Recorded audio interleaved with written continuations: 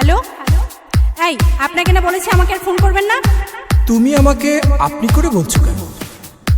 মানুষের মন সবসময় এক জায়গায় থাকে না, রাবিশ করতে। মাইয়া মানুষের মন আজকাল শেয়ার বাজারের মতো উঠানামা করে। হ্যাঁ, হ্যালো ডার্লিং, কেমন আছো তুমি? ভালো। অনেকক্ষণ ধরে তোমার নাম্বারটা বিজি পাচ্ছি। আর বলো না, অচেনা একটা নাম্বার থেকে আমায় ভীষণ বিরক্ত করছিল।